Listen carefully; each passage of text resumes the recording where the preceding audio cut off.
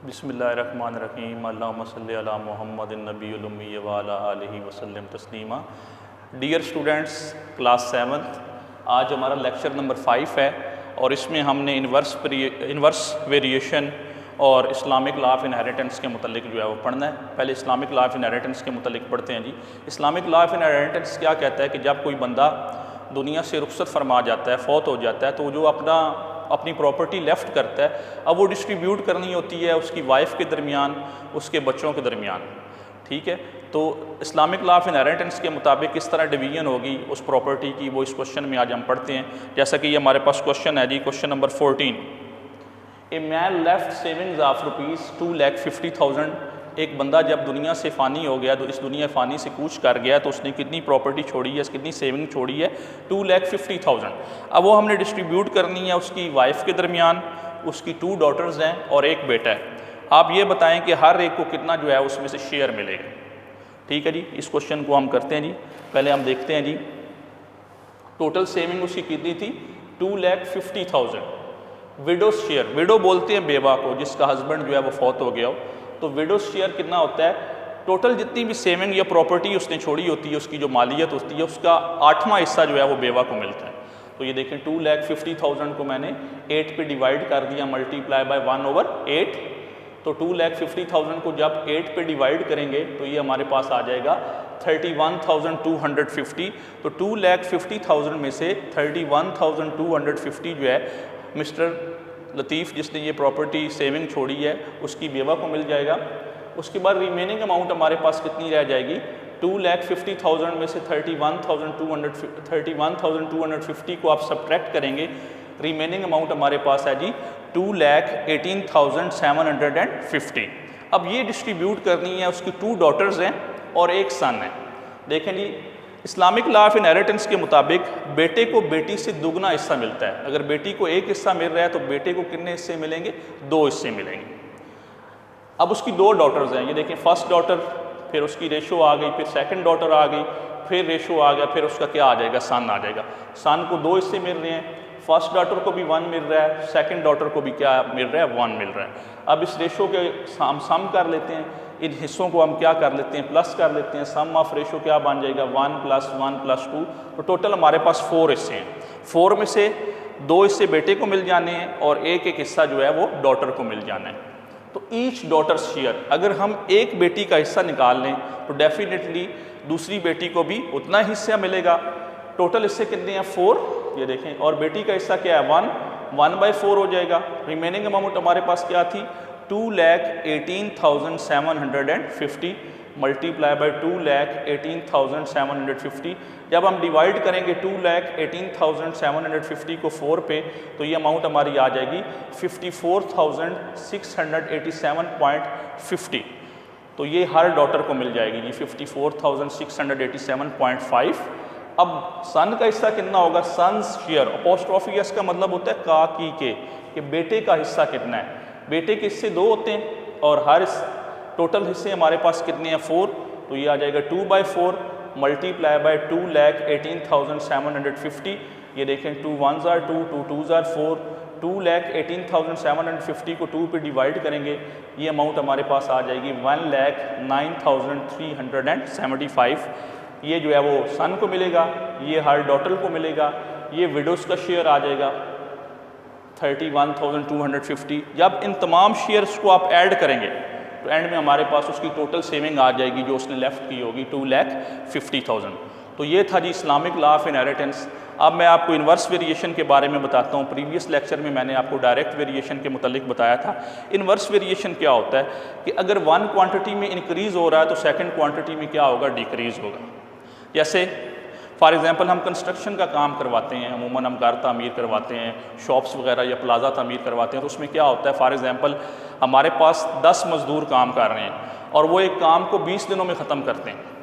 हम चाहते हैं कि वो काम 20 दिनों की बजाय 10 दिनों में ख़त्म हो जाए, तो हम मज़दूरों की तादाद या वहाँ पे जो लेबर काम कर रही है उसकी तादाद को डबल कर देंगे। 10 की बजाय क्या कर देंगे? 20 कर देंगे। तो लेबर की तादाद जो है वो इंक्रीज़ हो जाएगी और नंबर ऑफ़ डेज़ जो है वो क्या हो जाएंगे? डिक्रीज़ हो जाएंगे। ये जो वेरिएशन होता है ये क्या होता है? इन्वर्स वेरिएशन होता है। या फॉर एग्ज़ाम्पल आप ट्रैवलिंग कर रहे हैं, अगर आपकी गाड़ी की स्पीड ज़्यादा होगी तो टाइम क्या लगेगा, कम लगेगा। तो ये भी इन्वर्स वेरिएशन है स्पीड और टाइम का। तो इसके मुतालिक हम क्वेश्चन करते हैं जी। क्वेश्चन नंबर है जी हमारे पास, ये मैं रेस कर दूँ,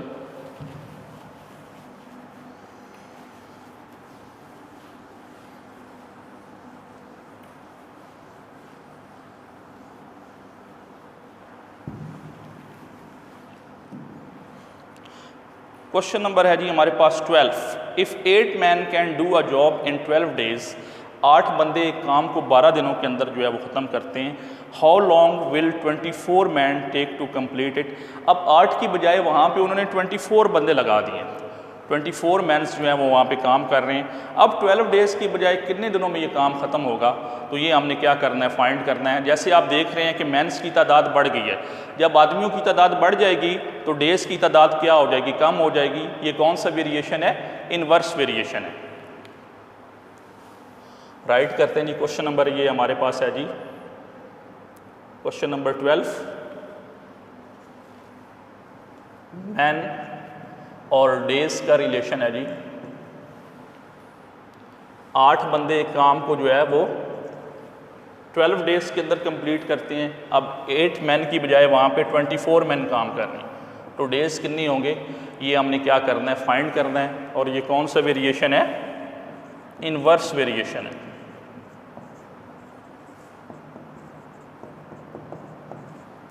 ये नोमिनेटर है, ये डिनोमिनेटर। डायरेक्ट वेरिएशन में तो ये नोमिनेटर होता था, ये डिनोमिनेटर, लेकिन इन्वर्स में आपने उल्टा कर देना है, इसको नोमिनेटर बना देना है और इसको क्या बना देना है, डिनोमिनेटर। तो x जो है वो नोमिनेटर बन जाएगा और 12 क्या बन जाएगा, डिनोमिनेटर। अब हम इसकी क्या करेंगे, क्रॉस मल्टीप्लीकेशन करेंगे, बाय क्रॉस मल्टीप्लीकेशन। इसमें हम क्या करेंगे, x को 24 के साथ मल्टीप्लाई कर देंगे और 8 को हम किसके साथ मल्टीप्लाई कर देंगे, 12 के साथ। ये 24 इधर मल्टीप्लाई हो रहा है, नेक्स्ट स्टेप में ये जाके क्या हो जाएगा, डिवाइड हो जाएगा।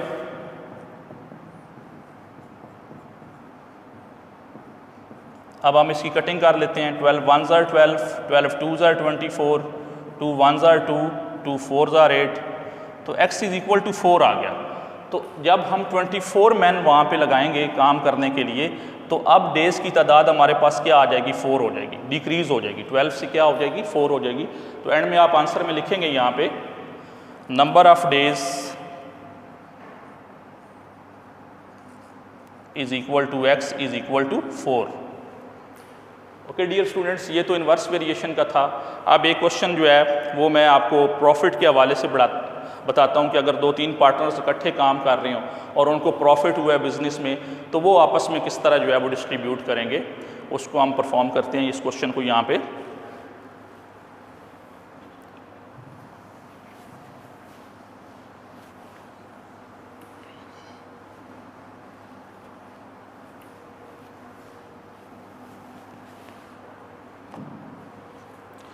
ये हमारा क्वेश्चन नंबर 16।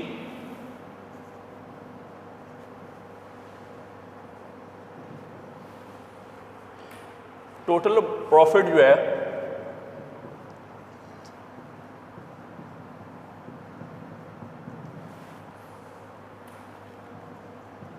वो है जी 60,720। 3 पार्टनर्स हैं जी, एक फर्म में काम करते हैं, 3 पार्टनर्स अपनी एक ऑर्गेनाइजेशन चला रहे हैं और उनको टोटल प्रॉफिट जो है वो एंड में कितना हुआ है जी, उन्होंने कैलकुलेट किया तो वो 60,720 हो गए। डियर स्टूडेंट्स, जब किसी ऑर्गेनाइजेशन में 2 या 3 पार्टनर्स काम कर रहे होते हैं और उन्होंने पैसा इन्वेस्ट किया होता है, तो जब वो उसकी प्रॉफिट की डिस्ट्रीब्यूशन करते हैं, तो जिस हिसाब से उन्होंने ऑर्गेनाइजेशन में अपनी अमाउंट इन्वेस्ट की होती है, उस हिसाब से फिर वो प्रॉफिट को क्या कर लेते हैं। फॉर एग्जांपल 10,000 रुपीज़ 2 बिजनेसमैन ने उससे बिज़नेस कर रहे हैं, एक का 3,000 है और एक ने 7,000 इन्वेस्ट किया हुआ है। तो जब उनको प्रॉफिट फॉर एग्जांपल जो है वो होता है तो उसको उस हिसाब से वो डिस्ट्रीब्यूट करेंगे। फॉर एग्जांपल उनको 1000 प्रॉफिट होता है 10,000 के साथ, तो अब जब उसकी डिस्ट्रीब्यूशन करेंगे तो 700 जो है वो उसको मिल जाएगा जिसने 7000 इन्वेस्ट किया हुआ है, और 300 उसको मिल जाएगा जिसने 3000 इन्वेस्ट किया हुआ। अगर लॉस होता है तो लॉस भी इसी हिसाब से बियर करना होता है, जिसने ज़्यादा इन्वेस्ट किया होता है उसको ज़्यादा लॉस होता है, जिसने कम इन्वेस्ट किया होता है उसको कम लॉस होता है। तो यहाँ पे भी 3 पार्टनर्स हैं, उनको प्रॉफिट हुआ है जी फर्म के अंदर, और प्रॉफिट की रेशो क्या है, रेशो ऑफ प्रॉफिट, ये है जी 2:3:7। अब हमने ये डिस्ट्रीब्यूट करना जी, ये फर्स्ट पार्टनर के शेयर हैं, ये सेकंड पार्टनर के हैं, और ये थर्ड पार्टनर के हैं। अब पहले तो हम सम ऑफ रेशो लेंगे।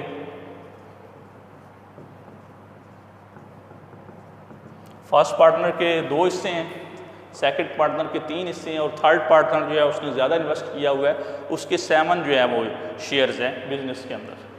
सम ऑफ रेशो इसको प्लस करेंगे, 2 + 3 + 7, 2 और 3 5 और 7 कितना हो जाएगा 12। तो टोटल जो बिजनेस के शेयर्स हैं वो 12 हैं। फर्स्ट पार्टनर के शेयर उसमें उसके 2 हिस्से हैं, सेकंड के जो है वो 3 हिस्से हैं, और थर्ड के कितने हैं 7 हिस्से हैं। इस हिसाब से हम अब इसकी डिस्ट्रीब्यूशन करेंगे 60,720 की। अब हम यहाँ पे राइट करेंगे शेयर ऑफ फर्स्ट पार्टनर, कि फर्स्ट पार्टनर को 60,720 में से कितना शेयर मिलेगा, उसके कितने हिस्से हैं 2, टोटल शेयर कितने हैं 12, और अमाउंट हमारे पास कितनी है जी 60,720। अब हम इसको सिंप्लीफाई करेंगे जी, ये देखें जी, अब ये डिवीजन कर लेंगे हम यहाँ पे, 12 1s are 12, 12 5s are 60, पूरा डिवाइड हो गया 60, और 7 जो है वो 12 से छोटा है, तो यहाँ पे हम क्या लगाएंगे 0 लगाएंगे, और साथ इसके 2 शामिल कर देंगे। अब 12 6s are 72, और साथ ये क्या आ जाएगा 0। अब 5060 को हम 2 के साथ मल्टीप्लाई कर देते हैं, 2 0s are 0, 6 2s are 12, 5 2s are 10।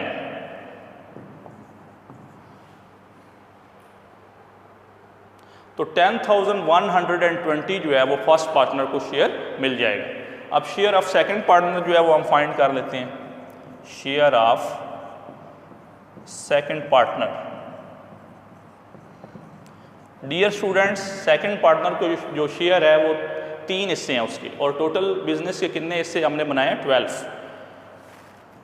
तो ये आ जाएगा 3/12 मल्टीप्लाई बाय 60,720। दोबारा इसकी डिवीजन करें, ये आ जाएगा 5060। अब आप 5060 को किससे मल्टीप्लाई कर देंगे 3 के साथ, तो मल्टीप्लाई करें जी, 3 0s are 0, 6 3s are 18, और 5 3s are 15। तो ये अमाउंट बन जाएगी 15,180। ये आ जाएगा शेयर ऑफ सेकंड पार्टनर। अब हम शेयर फाइंड करते हैं जी थर्ड पार्टनर का, share of third partner. Third partner के शेयर जो है वो 7 है, और टोटल शेयर कितने हैं 12, और अमाउंट हमारे पास कितनी है जी 60,720। 12 1s are 12, ये भी आ जाएगा 5060। अब 5060 को 7 से मल्टीप्लाई करें, ये अमाउंट कितनी आ जाएगी 7 0s are 0, 7 6s are 42, और 7 5s are 35। तो ये अमाउंट हमारे पास आ जाएगी 35,420। अब अगर इसको आप ऐड करते हैं 35,420 share of third partner, share of second partner जो है वो ₹15,180 है, शेयर ऑफ फर्स्ट पार्टनर जो है वो 10,120। अगर आप इन तीनों के शेयर को ऐड करेंगे तो ये हमारे पास टोटल प्रॉफिट आ जाएगा 60,720। तो डियर स्टूडेंट्स, ये आज हमने इसमें पढ़ा, रेशो के मतलब भी पढ़ा कि किस तरह आपने प्रॉफिट की डिवीजन करनी है। इसके अलावा मैंने इस लेक्चर में आपको इन्वर्स वेरिएशन के मतलब भी पढ़ाया। इसके अलावा मैंने आपको इस्लामिक लॉ ऑफ इनहेरिटेंस भी जो है इसके अंदर अंडरस्टैंड करवाया। इसके क्वेश्चंस को आप अपनी नीट कॉपीज़ के ऊपर, अपने रफ रजिस्टर्स के ऊपर क्या करें, राइट करें, इसकी भरपूर प्रैक्टिस करें। फिर भी आप कोई प्रॉब्लम फील करते हैं तो अपने क्लास टीचर से कंसल्ट करें। इंशाल्लाह इसमें आपको कोई मसला जो है वो नज़र नहीं आएगा। ओके, अल्लाह हाफिज़।